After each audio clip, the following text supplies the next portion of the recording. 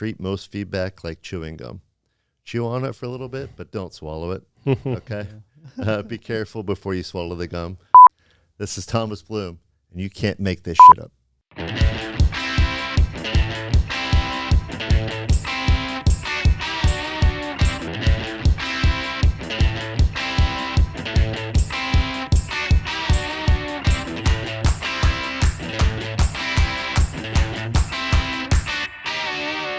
All right, Tom. So welcome to the You Can't Make This Shit Up podcast. Thank you. If you didn't know already. I did know, yeah. We're going to talk catchy about title.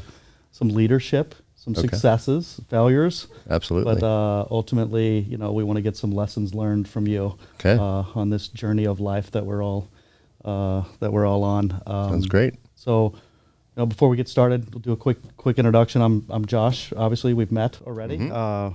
And my co-host here. I'm Tim Tannert, and Thomas and I go way back here. And I just want the audience to know that if you want to learn about engagement and building a great team and truly bringing your team along with you, Thomas is the guy to listen to. And so one of the most amazing things is there's an employee engagement platform called Rabbit. And Thomas was just recognized for having the highest employee engagement score on the entire platform for users that have been using it for less than a year. So Didn't know that. turn up the volume on the radio today. Buckle in. This is going to be an awesome conversation. So thank you so much, Thomas. We're just thrilled to have you here today with us. I'm even more curious now after that. I know, right? That's a great hook right there. I need to know the answer to this, Nice. How to get engagement. Yeah. Yep. Excellent. Yeah, so Thomas Bloom, glad to be here with you guys. Currently serving as the general manager at Cobalt Instruments. So we're a little hidden gem over there in the West Hills here in Pittsburgh. And that's part of why I'm happy to do this, just to tell a little bit more about our story, what the team's doing.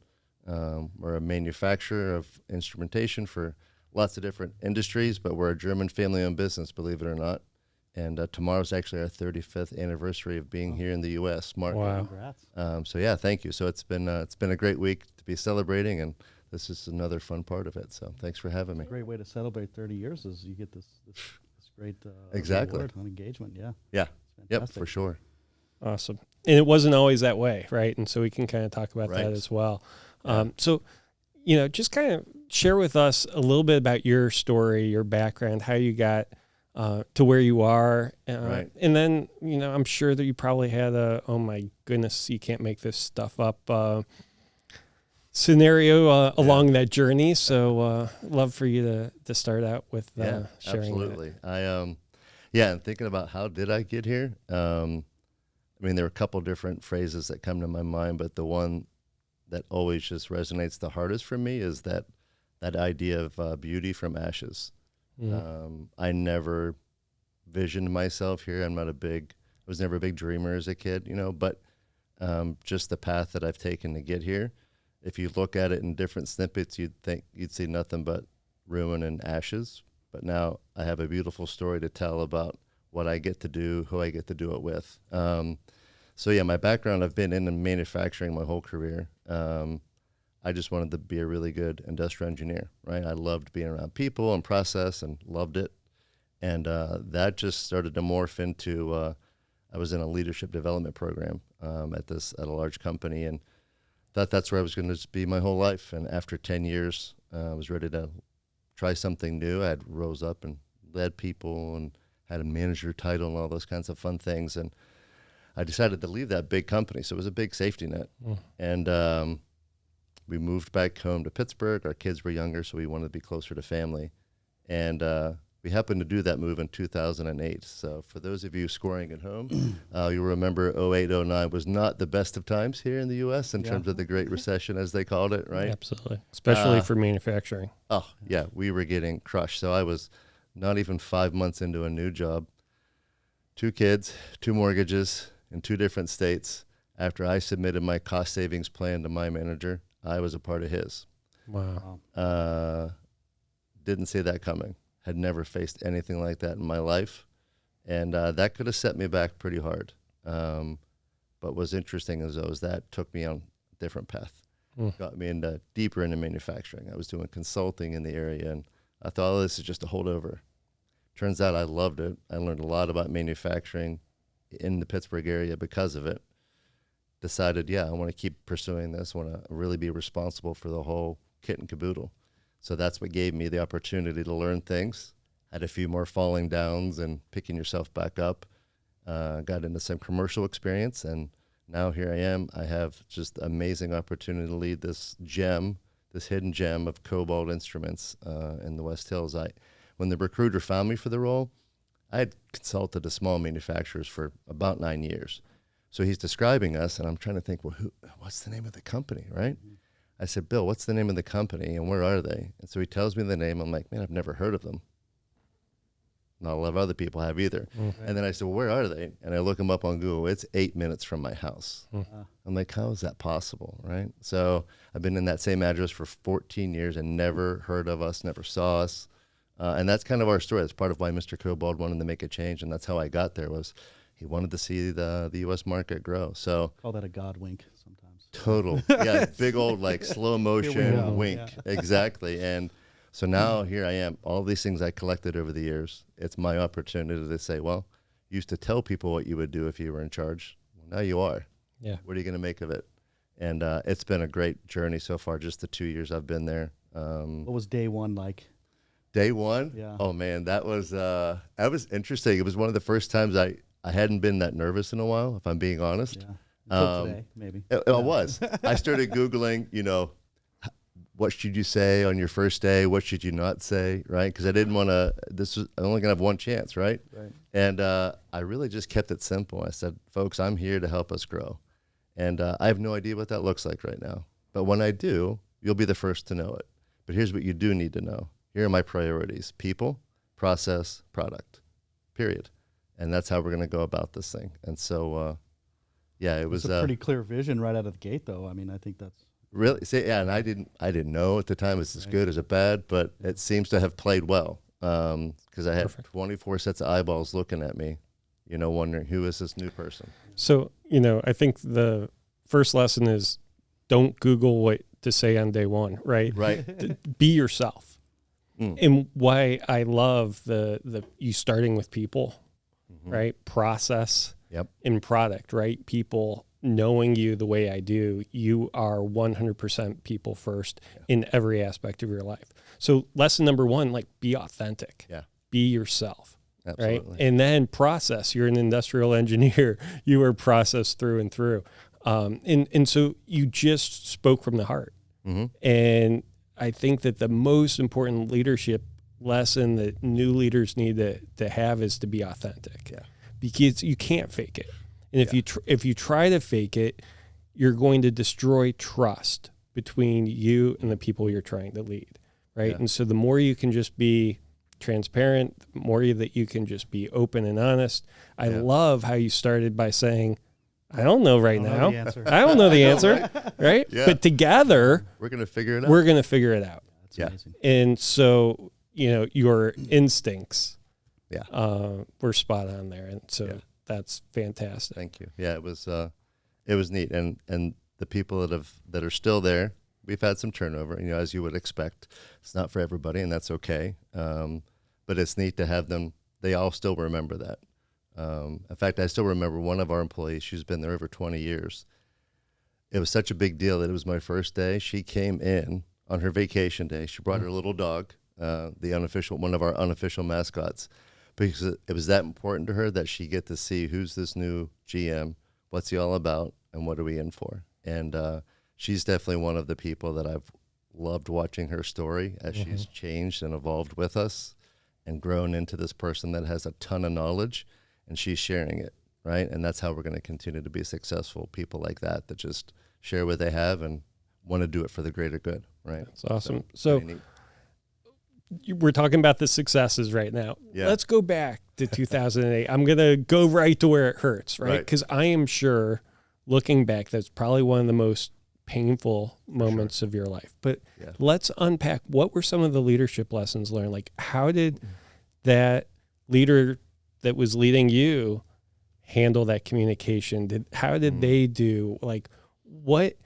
what could they have done better? Like, because we talk a lot in this podcast about dealing with the hard stuff, right? And just kind of attacking the problem and doing it with empathy, doing it with curiosity. You know, so kind of as you think back through that difficult moment, what? Yeah, I mean, admittedly, it was a pretty dark time. My initial reaction was anger, rage. I held on to a lot of bitterness, and it took me probably a good 5-6 years before I could really look at it as the way you're describing, Tim. Mm-hmm. When I finally did, I actually felt sorry for him, because I'm sure it wasn't easy. This was a family business that he was leading. And then I tried to look back and, okay, did I miss something? What could I have done differently? And I think for me, what I could have done differently was I wasn't quick to let him know who I was and how I operate. I was just trying to figure out what we were doing. And I was still, back then, I was still a hardcore people pleaser, which is not good. So I was trying to please him. I was trying to please others, and I got completely off script, right? So that was my lesson. In terms of handling the hard stuff, I think it was uncomfortable, and I think he knew it was coming before that day that we sat down, because now I can look back and I remembered some very weird, awkward conversations we had, and he just had a hard time, I think, giving me the direct, honest feedback he wanted me to hear. Because in reality, I think he was picking up on the fact that I wasn't being authentic. I wasn't really being me. But he didn't know how to say it, didn't know how to articulate it, but he knew he had to say something. He had to have something on paper so that when he decided who's in and who's out, if I don't have any blemishes, well, it's hard to say, why is this guy out, right? And so when I finally realized that's been my takeaway ever since then, because I'm not naturally wired to do those conversations either. I've had to learn how to do it.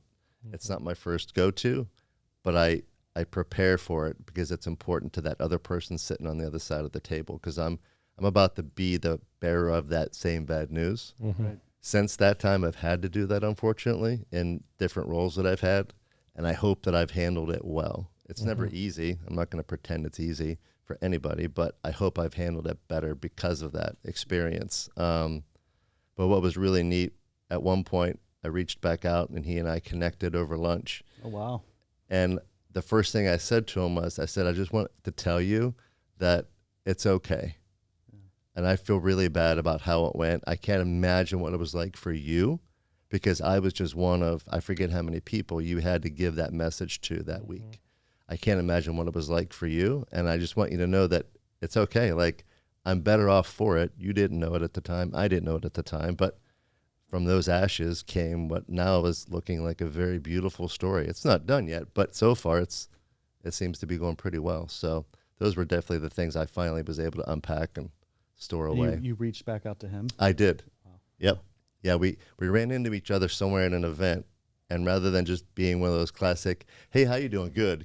All right. Yeah, good to see you. Because nobody ever does that, right? Yeah, fine. Busy. Good. See ya. I said, hey, I'd really like to have a conversation with you whenever you have some time. And he was like, oh, okay. Yeah. And we did. And that was my way of just closing that chapter of healing to let me continue moving forward, right? So that's awesome. Yeah, it's pretty and neat. This is exactly why we're doing this podcast, right? And hearing how empathy was such a big piece of that, right? And the way that you were able to say, listen, I've now been in your shoes. I now understand your perspective more than I did X amount of years ago.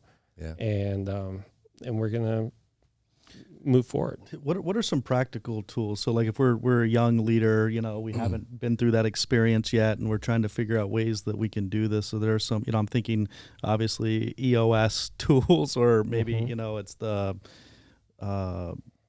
conversations that we have and how we set, I don't want to say like strike one, strike two, strike three type things, but platforms that we can have these authentic conversations, right? Because it sounds like 100%. neither person was really being authentic, right? Which caused this this to happen. So what are maybe some tools that you have in the toolbox for that? You know, the biggest thing I talk to my clients about is real-time feedback, both good and bad. And I use the analogy because most people can understand this analogy is learning a really hard skill that it took a coach or teacher to teach you, whether it's learning to play the piano or another musical instrument or learn a sport or whatever it is that you've learned and tried to do. And so let's just play out playing the piano, right? Let's take that as an example. Can you imagine sitting at the piano for 8 hours a day, 5 days a week with the piano instructor, and they never give you feedback except for once a year? Would you have learned to play the piano? No. You would never have gotten better. But what piano instructors do is every time you hit a sour note, every time you get off tempo, every time you mess up, it's stop. This is what you did wrong. Let's go back. Let's try it again. Right? It's real-time feedback. Or, hey, great, you just went right through that melody, spot on. Let's do it again, right? But it's real-time. This is what you did well. This is what you could improve. And so I want my teams that I work with to have that exact same mentality in working with their teams. You are the coach. You are the instructor. You are the teacher, whatever title you want to give yourself. We need to give real-time feedback or our team's never going to get better. And so I think that what happens is we end up typically getting into these moments where the employee's blindsided and we're terminating them because we've never had all of these other conversations. And it's not most of the time. It's not their fault. It's your fault, right? Absolutely. I tell people all the time, and this is where my clients they don't always love hearing what I have to say, right? They don't always like me. They always respect me, right? I've got 2 clients right here. Yeah, right. You don't always like me, and I'm okay with that. Back to the people pleasing. We can hit the people pleasing later, exactly. Right? But, if your team's not doing what you want them to do, the first thing you need to do is go look in the mirror. Yep. Yeah. Right. Because we're not setting clear expectations. We are not providing clear feedback. We are not, right. You get what you allow. The number one parenting rule, you get what you allow, right? If you allow your kids to eat chocolate cake for every meal, guess what? They're going to eat chocolate cake for every meal because we've allowed that.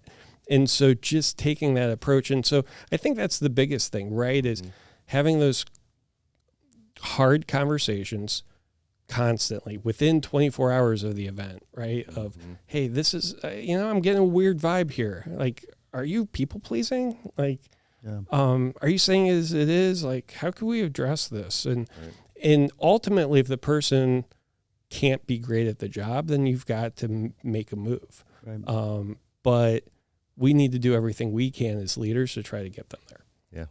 I love, I'm thinking to myself, especially with authenticity. I love this example when we're having these feedback sessions, right? Sometimes we can just focus on, let's just say, results or KPIs or those things, but sometimes it's this emotional intelligence piece that how do we get people to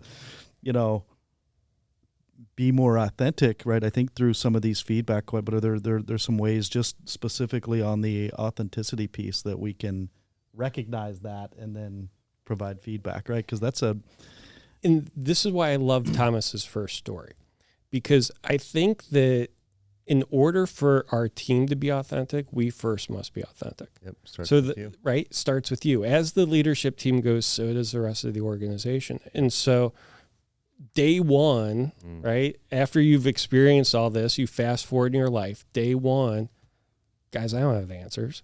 I don't know what we're doing, but I know we're doing these 3 things. Yep. And so I tell leaders all the time, our job as leaders is to come up with the what we're going to do and why we're going to do it. And we utilize the team to come up with the how. Yep. And I think so many leaders try to solve all 3 of those. Yeah.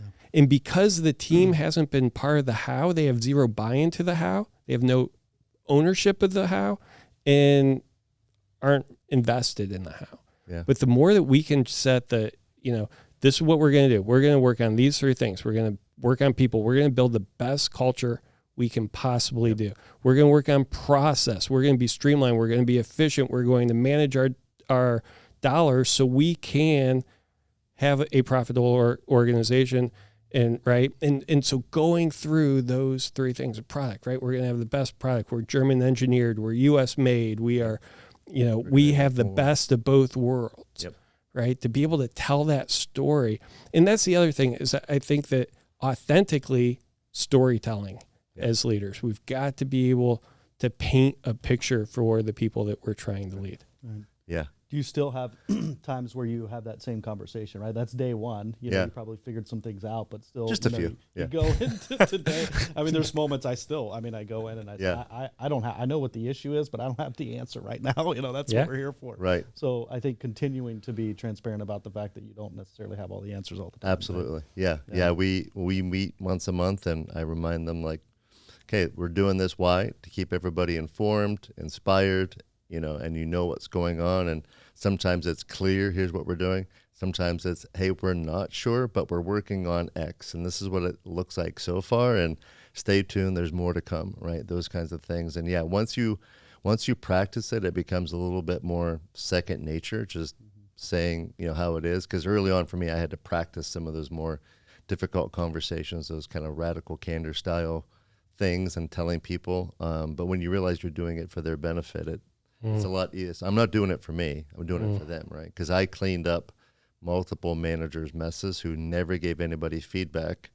And then they say, hey, by the way, you got to clean this mess up. So I never want to leave that for anybody else. Yeah, the janitor, right? And as a reformed people pleaser, right. That is not easy. It is not easy. And it is a learned skill. Correct. So how did you get there?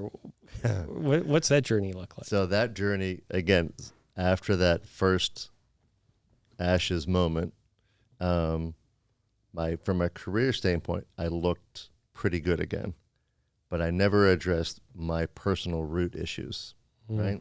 So a number of years later, that facade that I had built up with my people pleasing finally crumbled. And now from a personal standpoint, I was in the lowest of lows, and I had two choices. I could either just run from that, or I could choose to do the hard work and improve who I was as an individual, as a human being, period. Wow. If I wanted to save my marriage and my family, I had to do it, but I had to do it for me. And so I made that difficult choice to pull back from a work, like climbing the ladder standpoint. And it was just all about being the same person every day of the week, every hour of the day. How I carry myself, how I talk, what I think about has to be the same 24/7. Otherwise, I have no hope. And so I was thankful for really tough people coming along in my path. And then the last person that I worked with, he really worked with me to become that full person, kind of a gestalt, all-encompassing type of person who don't just keep the good and the bad separated, like it is what it is. Acknowledge your feelings, sit with them. My team today hates when I pull out the feelings wheel and put that on the PowerPoint, because we're going to talk about how we're feeling today. Yeah. But that's how I am. Like if I'm feeling frustrated, they're going to know it. They're going to see it. And so that period of work probably took, a good 2 years from a personal standpoint to rebuild who I was as a person and my identity. Wow. And it wasn't until that work was done that the journey of, okay, well, now what are you going to do with this started to rebuild and started to take off again. And then that's what led me to this point, because now there's no way the leader I am today happens without both of those moments. My personal I used to call it my personal 9/11, and then that professional one. I don't become me. Wow. I tell people today, I'm glad you like who I am right now. I just want you to know, if you'd have met me 12 years ago, you would have been like, another one of those brown-eyed salespeople, right? And so what were the steps to get there? Was it reading books? Was it therapy? Was it coaching? Was it what? All the above, Tim. All the above. It was all the above. Weekly sessions with my counselor, breaking down, okay, observe when this happened. Okay, why did you choose that path to respond? All right, let's talk about new neuro pathways to say, okay, here's an off-ramp that when this thing happens, here's what you're going to not do. Here's what you are going to do. but then reinforcing those neural pathways, right? And so the intense work took about 2 years, but now from a daily standpoint, I still have to practice the tools that got me there, acknowledging who I am as a person. It's a journey that's never going to end. It's a daily thing for me, because if I take a day off, I've let myself now potentially slide back to where I was. Yeah. There is no finish line, right? No. It's a constant journey. The mastery is how we put it in the EOS vernacular, Right. but it's just a journey to continue to become better. Yep. We do. We started doing emotional based updates too, which also help you. When you're checking in or whatever, and I mean, you're doing focusing on the emotionals rather, especially better than good or busy or whatever. Exactly. Yeah. What did it feel like at that time? Like, what was your emotional state when you say you were in this dark place, and also, what was that like for your circle, your family? Yeah. I really closed in, got really small at the time. It was about me, what I needed to do, my wife, my kids, and not much else. I stayed small for a while and really had to block out a lot of different things. Back then it wasn't cool and hip to cut the cable cord. We did, and we haven't looked back. Anything that could distract me, anything that could take me off of my focus had to go. And it really was just faith and family. That was it. I still did my job well, right? But I wasn't pursuing anything other than doing my job well each day. It wasn't about, well, I'm doing this so I can get that promotion or this or that. It was just do your job well and do your work on who you are as a person. So. You might have to afterwards get some of these resources you use too, because I think that's it's and again, my wife was right there with me the whole time. That's great. Can't imagine it. Gino Wickman tells a story of his wife throwing him a surprise birthday party, and in the audience, right, that he walked into unknowingly were employees, friends, family, right, vendors, and he entered a crisis mode because he was a different person to each of those personas that he interacted with. He was a different boss than he, right, with his employees than with vendors or with customers or with family or with, and so he was a different person, and it like short-circuited his brain, so to speak. Like every person he was talking to, he didn't know who to be. Right. Right. And that was his aha moment that he talks about, right? Okay. Of, I've got to be me. I have to be the same to everyone I work with or talk to or interact with. Right. And so that's what sent him on that journey. So what I'm saying is, I think what you experience is not unique to you in any stretch. True. I think that we all do that. We all have, Billy Joel the Stranger, right? To pull out a crazy song reference, right? But we all are the stranger to ourselves. That whole song talks about the ways that we have pieces of us that we hide from different people. And it's not until we battle those things that we can be truly authentic. I've done some of this work too, and so I think this is fascinating. I didn't even know we were going to go down this road. I know, right? They talk about it as being like this unconscious mind, right? So even Mm-hmm. the smartest people in the world are like 5 or 6, 7% conscious, right? So you have all of this other stuff going on that you're not even aware of. Why do I talk the way do I do? Why do I respond to situations the way do I do?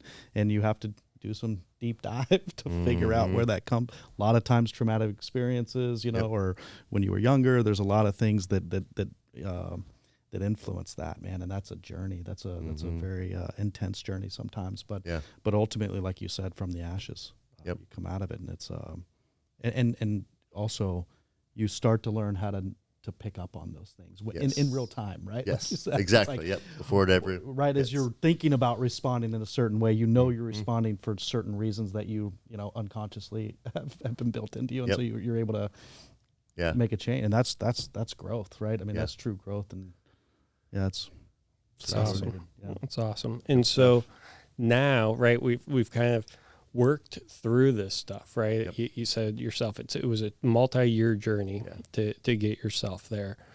And then you've had a new opportunity to lead a new team. Yep. Was that a highly engaged, perfect work environment when you stepped in there day one and you gave that "we're going to focus on 3 things" speech? Right. Yeah. No, it wasn't. I mean, much like I didn't know they existed, they didn't know what they didn't know, right? So to no fault of anybody there, that's all, most of them, that's all they ever knew, right? They didn't know any different things existed or approaches or ways of thinking. And so it was a lot of just slowly introducing some new ideas, right? I had to be very conscientious about the speed of change and what I was throwing at them. So I really dialed things back that first year. I didn't want to overwhelm them and lose everybody, because it was really important to get that first year of 2023 was our foundational year. And I told them how, I learned as a bricklayer's apprentice as a kid, the importance of taking your time to set the corners and to set the foundation. After that, everything else is pretty easy, right? So, but it's hard work. It's backbreaking work. And so, they didn't know what they didn't know. But what was so amazing to me though was, as we started to peel some of the layers away, and they got to know me and I got to know them, you start to see their personalities, and then you got to see like this little unpolished gem and what they can bring to the table. And it's like, wow, like that's been hidden. And there's another person. Okay, wow, that's been hidden, right? And just, we had a recent hire start earlier this year, and I was doing a small group session, and this person was in it. And they said, I don't know how you guys did it, because I've worked at a lot of places. The fact that the majority of the people that were here on your first day, Thomas, are still here, and yet I can see that the culture has already flipped. I don't know how you guys did it, because I didn't think that was possible. But again, credit to the people. I invited them into something, and most of them said, yeah, I'm going to figure this out for myself too, and I want to be a part of this, right? But one of the things I heard you say, right, is that you met them where they are. Yeah. And that's another huge leadership lessons. We typically will come into a situation, we want our team members to meet us to where we are. Right. And that just doesn't work. We have to meet them where they are. And so to be able to start from their point of reference or perspective and to guide them slowly, consistently, greatness occurs through what you do every day, not what you do every once in a while.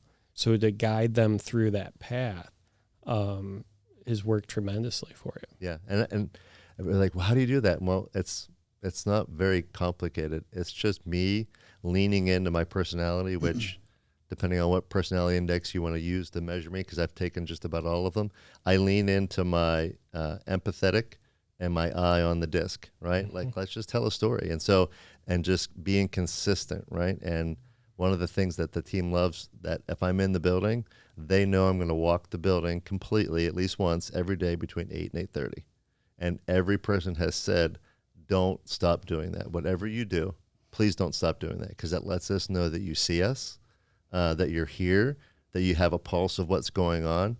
And if we have something we want to bring up, we know for sure that's our chance, right? And if you don't, they're like freaking out. They think something. Yeah, they're like, hey, what's wrong? Is everything okay? I'm like, no, it's just, vacation or just, doing a book tour. No, whatever it was. So, but it is like I had, again, simple little things. I do it because I love it. Like I love to walk around and connect with people. I'm completely extroverted. If you guys left me here in the room by myself, I'd probably fall asleep.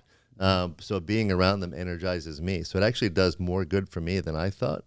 But they love it, and it's, again, just simple. That's how I learned who they were, kind of figuring out what makes them tick and what really sets them off and what doesn't. So it's fun. I'm in the people business and I love it. It's so much fun. Speed of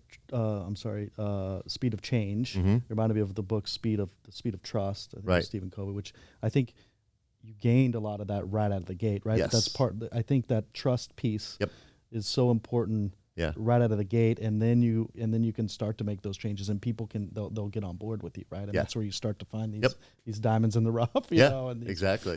So I think that really hit home with me too on the speed of change, because we're all we're all dealing with change, and it's almost impossible to do if you don't have trust. Right, and that reminds me, like that was one of the things I said to the group. I'm like, change isn't an option, guys. All right, so I gave them the hitting the ceiling EOS speech, and rather than talk about it like theoretically, I took all of our numbers from the last 12 years and just put a graph together. And I didn't tell them it was our data. I said, so for example, this is what it looks like to hit the ceiling. And I put our graph up on the screen.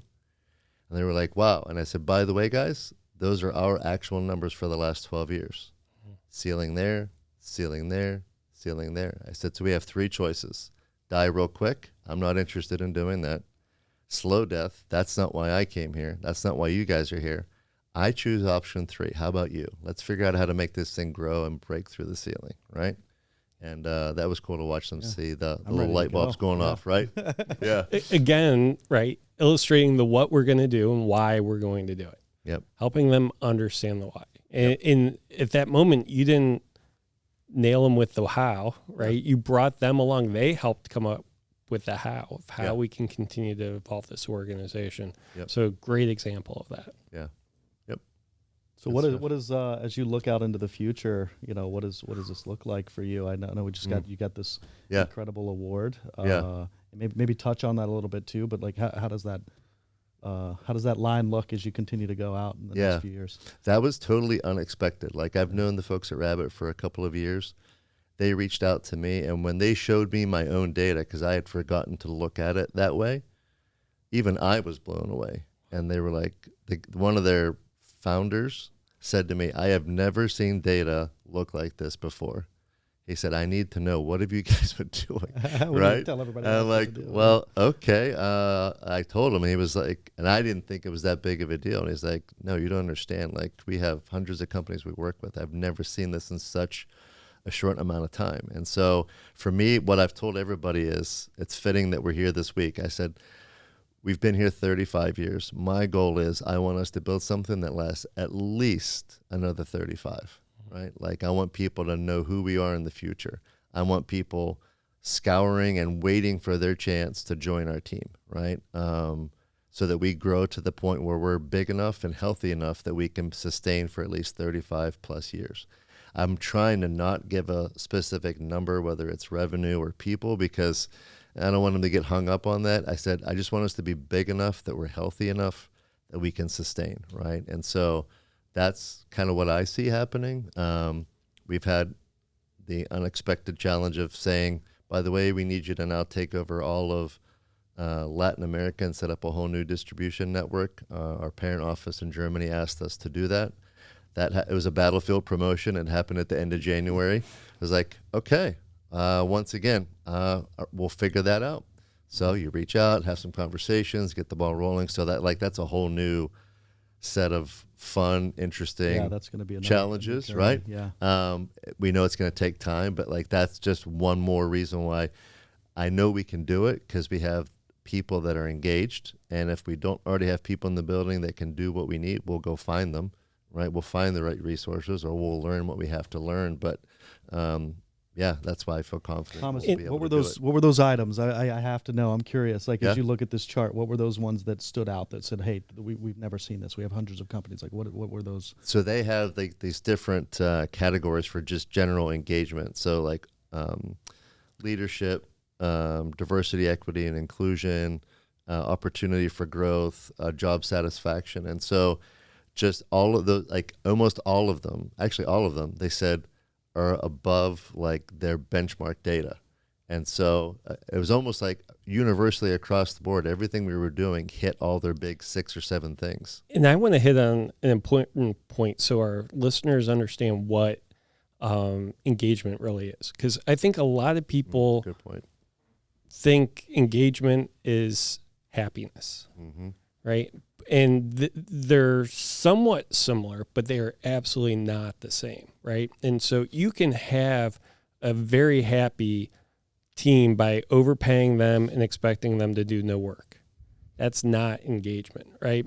Engagement is being able to motivate a team to be able to help kind of do what it takes to be successful and they love it so much that they're willing to bring a friend into the organization to work alongside, right? And so net promoter, would you recommend us to a friend, that type of thing.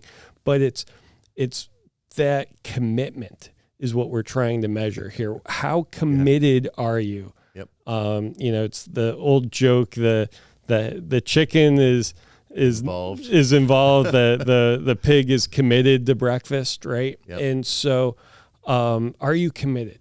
Yep. Are you willing to do what it takes? Are you bought into where we're going, how we're going to get there, why it's important? Yep. And are you along for this journey to help make us happen? And so I just wanted to talk about that as you think through each of these, right? Because we're not just talking about how happy people are. Now, your people are unbelievably happy, but that's a byproduct of being engaged. And so as you think through that, and I love how humble you are, because when Thomas said this story to me, he's like, the CEO of the company said, "Hey, I've never seen numbers like this, and how did you do it?" And Thomas goes, "Well, I don't know what I did," but that's not true, right? It was authentic. I was authentic. I was myself. I made it happen. Kevin, I'm sorry. Yeah, but it's so not true. You were very specific in the steps that you took to build this culture, to engage your team. And so unpack it, just a couple. You don't have to go through the laundry list, but like, what were some of the major levers that you pulled, so to speak, that helped get you from where you were to where you are? Yeah. I think definitely that listening and giving them that voice, letting them know that this is a place where you're going to be seen and heard. And even if you don't like all the decisions, consensus means your voice was heard. And so if there's things where the decision has to be reached that way, you'll know it because I'm going to ask for your feedback, right? And then giving people, I always used to use the analogy of give them the sandbox and let them know this is your sandbox. My job is to get you whatever tools you need in the sandbox to build what you're building, right? And so some of those simple levels were like, oh, so we don't have enough space for this. Or, by the way, our test equipment is 30 years old. We need new equipment. Okay, let's figure out how we go get that, right? So just some of those things, letting them know that, okay, when I said people, it's not just about your engagement. It's what do you need to do your best work today, right? And so living that out and listening and then following up on, I need tools. Like one of the guys in the back, he's our welder fabricator, does amazing work, right? And our numbers had doubled. So he was just getting crushed, right? And so rather than say, here's what we're going to do, we scheduled a meeting, and myself and two other managers walked back there, and I had a Sharpie and a blank flip chart. And I looked at him and I said, okay, Steve, you already see the numbers. If we wanted to cut the lead time down to what you would be happy with, what do you need? And then I just waited. And he looked at me. Okay, I guess I'm glad you asked. I have a whole list. I'm like, great, lay it on me. So we just proceeded to write everything down that he had already been thinking of. And then I said, okay, his manager, Jason, I was like, all right, Jason, how can we divvy up this stuff? And Jason's like, yep, I'll order this. I'll do this. Steve, you want to rearrange the place? Yeah. He completely rearranged his workspace in the midst of like being busier than ever, right? Yeah. And it was just one of those ways where he got to see, okay, this is what Thomas meant about people and process coming together. I didn't tell him what he should do. I said, what do you need, man? Like, you know these things better than me. I can barely spell bypass level gauge, let alone build one. So you tell me, what do you need, right? And we'll figure it out. And so, and because we're so small, right, those things are highly visible. Doesn't take long for them to spread. People go, okay, yeah, this guy might actually be legit when he says, this is what we're going to do. So that to me stands out as like an early win, because that's what we were endeavoring to do, right? So great story. And I've never heard the sandbox analogy, and I'm absolutely 100% going to steal it. Oh, yeah, please do. Because I don't know if I came up with it. I must have heard it someplace else, sleeping through somebody else's podcast who's not as entertaining as you guys. Okay. So, but yeah, it is. It's a great analogy. Like, what tools do you need analogy in there? And it gets back to allowing your team to come up with the how. Yeah. Right? How can we best do this? Because they are in it all day, every day. And they most likely dream about it at night, right? It's their life. And a lot of times they never get the opportunity to have a voice. Share that knowledge. Speak it. Yeah. Absolutely. Yeah. Awesome. Any other tidbits for the listeners as they think about engagement? Because I think for most CEOs, Yeah. this whole concept of engagement is unbelievably elusive. Yeah. And they want to do it. They just have no idea how. Yeah. I think the phase we're in now is the part that I've told the team is now the hardest, right? Because you get that initial sugar rush, if you will, that spike, that surge. Well, now the real hard work is we got to maintain it. So the other nugget that I think we've done, and I think we've done it, but then hearing the feedback validates it, we screen for people that are aligned with our values. And I've changed the way I say that now. I don't want people to fit in, because to say that I want you to fit in means we're right and you're wrong. Here's what I do need. These are our values. This is our family. One of the employees told me this is our family expectations. That's how they think about our core values. So are they aligned with them? If they are, when they get here, I want them to help push us, because there's a lot of things we don't still know. But if you're new and you're aligned with our values, push us outside that comfort zone. What are those new things that we should be doing that we haven't thought of before? Or you bring something unique that we don't already have in the mix. Let's do it, right? Yeah. And again, everybody has said, wow, everybody that we've hired in the last year or so, they can see the difference, right? Because they're aligned. So the creation of those core values, because I know you created those. We did, yeah. And so the creation of those core values and then communicating them. Yep. And then ultimately integrating them to everything that you do. So all hiring, firing, rewarding, recognizing, promoting are done through that lens of core values. Yeah. And aligning your team to them has driven the culture. It really has. Yeah. There's so many benefits that come out of that too, right? I know. I mean, it's incredible. I'm in the recruiting space, right? So this is like hitting home with me, and even internally when we hire, we'll have, if you have different interviews, do you meet the skill requirement? And ultimately, like I like to be, at least if I'm in the part of the decision, figuring out, do they fit that, that profile or the culture, right? Yep. Like the values. Are they going to be part of the family expectations? And I think that's an important piece. And what happens is you also, once you have the engagement, you're able to attract the best people, right? You don't even need an agency to help you find people, because they're coming to you at this point. And that's why I say you have to, and I do think it's important that you try to publicize that the best you can too, right? Because if people are trying to decide between Cobalt and a competitor, and they don't know that this engagement and this thing exists, I mean, that's also partly, in our space, our job to help them understand, be a part of that culture and understand, like, this is why you choose one over the other. And then you start to attract the best people, and that just starts to create this ripple effect. Absolutely. Yeah. And that's, we added a person to our marketing team, and she works so well with the marketing manager, Heather, who already was there and built what we have to build off of. And so now we have somebody broadcasting our story, right? And she's a young, talented marketing person, up on all the socials and the lingos, and they give Thomas the right words to say, and talk about how things are bussing. I guess that's the new thing. I'm learning some things. Yeah, I know, right? But we've had a lot of lingo here exactly the last couple episodes. But you're right, Josh, just getting that story out there to know here's who we are, right? And at some point when somebody comes to look to say who's this company all about, will they come to our website, will they go to LinkedIn, whatever else, to learn who we are? I want them to see this is who we are. I tell people all the time that the right core values do two things both equally important, right? They first attract the right talent, and second, they repel the wrong talent. Yeah. And so making that a key piece of your marketing message to those future employees is fantastic. Are you doing some of this? Are you doing any, are you getting out there on social media? Are you doing some again, video part of my rebuilding effort, the closest thing to social media that I do is LinkedIn. I don't do anything else. So I said, look, I'm going to trust you guys, and I trust Heather, especially from a marketing brand perspective. If we're going to put something out there that conflicts, she'll say no to it, right? But just take what we're doing, get it in front of the people that need to see it. I don't need to see it. It's the other people that do need to see it, right? And so that's what I'm excited about, the way that Heather and Piper are putting this work together, and trying some different things out, and getting those stories out there, because the message behind it is our purpose. What wakes me up every morning is I want people to feel like they're living their best work life. when they show up at Cobalt every day. And so I think if we do that, I know they'll do great work and we'll grow, and all the numbers that people love to look at will look great. But that's my core driving force. And so I ask small groups of 3 every month, how are we doing on that? Do you feel like we are? So it's been fun to see it. Fantastic.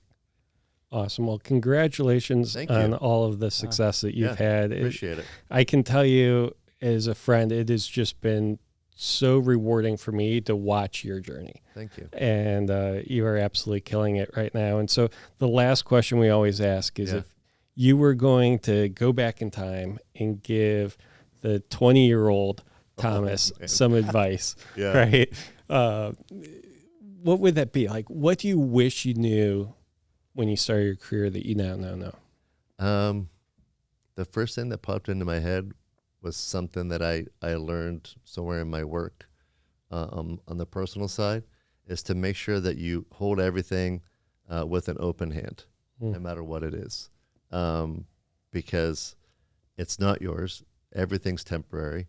If you hold on to a physical thing, a thought, a dream, a hope, if you hold on to it so tightly and somebody comes along and wrestles it out of your hand, or you crush it yourself, you're going to be crushed. So whatever that is, just kind of hold on to it. And then the other piece I would tell myself back then is treat most feedback like chewing gum. Chew on it for a little bit, but don't swallow it. Okay. Be careful before you swallow the gum. Chew on it. You might get something from it. You know, some gum flavor lasts longer than others, but never swallow it, man. Just spit it back out. That's how you don't end up in the people-pleasing business. Yeah. Awesome. As a reformed people pleaser, that is great. Great advice. Yep. Awesome. Well, thank you so much for my pleasure, taking guys. the time Thomas, out of your this was busy great. schedule and hanging out with great. us. It's a lot of fun. We'll go back and debrief and make some notes here. So Yeah, this was absolutely. definitely- Perfect. Yeah, we appreciate it. Thank This My pleasure, episode guys. was filled with a lot of golden nuggets, so Yeah. we definitely appreciate it. Nice. Thanks, guys. Awesome. So thank you all for listening to this episode. We are so thrilled that you have trusted us to invest time with us. And we just look forward to seeing you again next time. So thank you all.